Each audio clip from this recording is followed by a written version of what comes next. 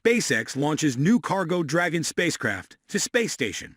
SpaceX successfully launched a spaceship filled with science to the space station Saturday following a weather scrub. Welcome to the Space Gaze. Before we proceed, kindly subscribe to our channel and hit the bell icon to stay updated when we release new videos.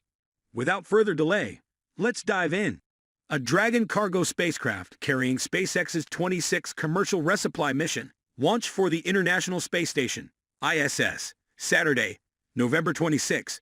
The launch, which was SpaceX's 54th overall launch and 5th Dragon launch of 2022, came after an attempt on November 22 was scrubbed by bad weather. Beautiful launch, as always. Great to see that, NASA spokesperson Sandra Jones said during the launch's live broadcast. This launch was the first flight for both the Falcon 9 and Dragon, an unusual occurrence for SpaceX. As planned, about 8 minutes after launch, the Falcon 9's first stage touched down on the drone ship. Just read the instructions, stationed in the Atlantic Ocean. Dragon carried 7,700 pounds, 3,500 kilograms, of cargo during today's launch. Some of the payloads on board include dwarf tomatoes, a microscope to look at changes in crew immune systems, liquid resin tech to create bigger structures, solar power arrays, hardware to capture images of astronaut eyes, and a system to create nutrients from easy-to-carry space foods like yogurt.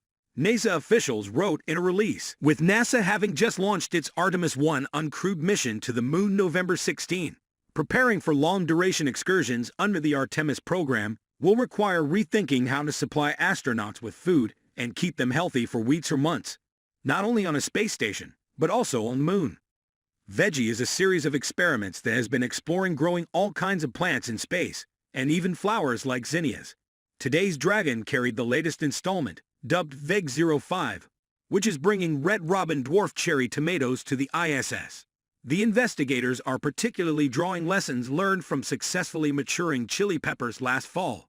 Joy Amasa, NASA's spacecraft production scientist and principal investigator of Veg-05, told Space.com during a news conference, November 9. To date, that's the longest plant growth experiment we've had on the space station, Massa said of the chili peppers. It was 135 days, and the astronaut pollinated the fruit. We got a tremendous amount of data. We learned better ways to fertilize as part of that. Veg-05 investigators are seeking ways of reducing astronaut time on the plants, as past experiments have required manual watering and monitoring. Pillow reservoirs will be used for the dwarf tomatoes, much like with past crops of lettuce and zinnias. The pillows refer to bags that contain fertilizer and a soilless substance packed into a wicking surface that encourages growth with a minimum of mess. Tomatoes will be a new adventure for us on the veggie team, trying to figure out how to keep these thirsty plants well-watered without overwatering. Massa said, astronauts will eat the tomatoes in orbit to see how they taste, and investigators are already discussing how to better the physics of watering for low-gravity environments on the moon or Mars, she added. In addition to the host of science equipment, Dragon is carrying more solar arrays up to the space station to continue upgrading power on the orbiting complex. The ISS base arrays were installed during the station's first major phase of construction in the early 2000s. Over time, arrays in space naturally degrade, producing less power, and all of the arrays on the ISS are working beyond their 15-year design life. The two new solar arrays, called IROSAs, ISS Rollout Solar Arrays, are designed to be deployed atop the original arrays to partially overlay the larger original structures. There are 6 IROSA installations planned. Astronauts have already installed 2 and mounted hardware for 3 more during a spacewalk on Tuesday, November 15. The new arrays can generate 20 kilowatts of power, and when working with the still exposed parts of the older arrays they cover, the space station's electricity supply should be boosted by 20% to 30%.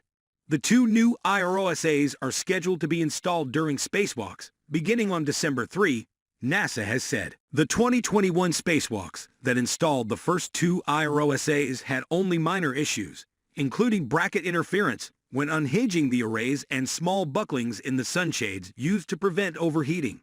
The 2 arrays aboard the current mission have a redesigned hinge and stronger sunshades to prevent the problem from happening again, Matt Mickle, Boeing's developmental projects senior manager, told Space.com during the same news conference. We've tested those minor modifications on the ground, and "We are confident that will ensure a better deployment this time," he said.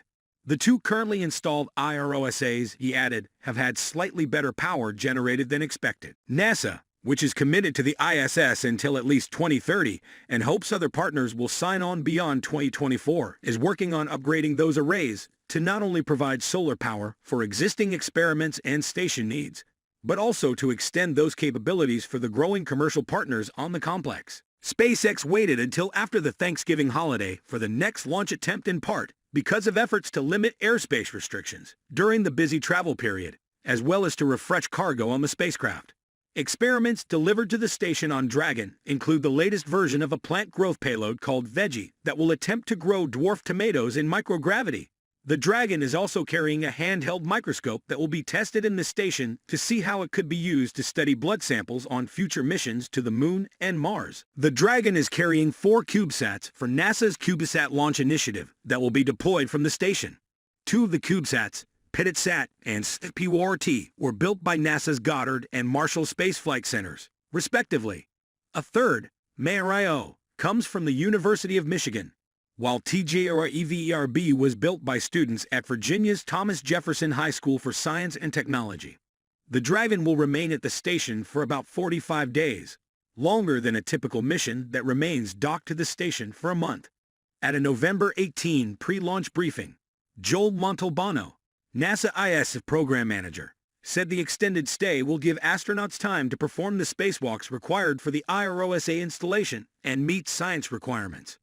Dragon will splash down off the Florida coast to return science payloads, as well as some ISS hardware. SpaceX said before the launch that this mission will be the first flight of the third and final cargo Dragon spacecraft it anticipates building. It will join 4 Crew Dragon spacecraft, currently in service, with a 5th under development.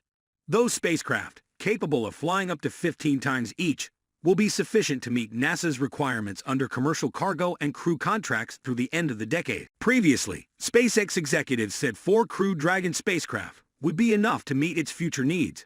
At an October 2021 NASA briefing, Walker said the 4 Crew Dragon vehicles the company planned then seem sufficient to meet our manifest, which is thriving right now.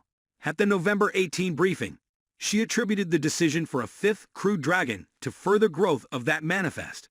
That included NASA's decision to add 8 ISS missions to SpaceX's existing commercial crew contract, as well as an exciting commercial human spaceflight manifest. The new Crew Dragon, she said later in the call, should be ready for a first flight in the 2024 timeframe. While each Crew Dragon or Cargo Dragon mission requires a new trunk section, which is jettisoned prior to re-entry, the capsule itself is designed for multiple flights. About 15 flights is what we're targeting right now, she said. Some components are not likely to fly as many times, but overall each spacecraft should be capable of that many missions, she added. The vast majority of the capsule should be at 15 flights. That's all I have for you guys for today. If you liked watching this video, please make sure to click the like button, subscribe to our channel, and click the bell icon so that you may be notified when we upload a new video. Thanks for watching.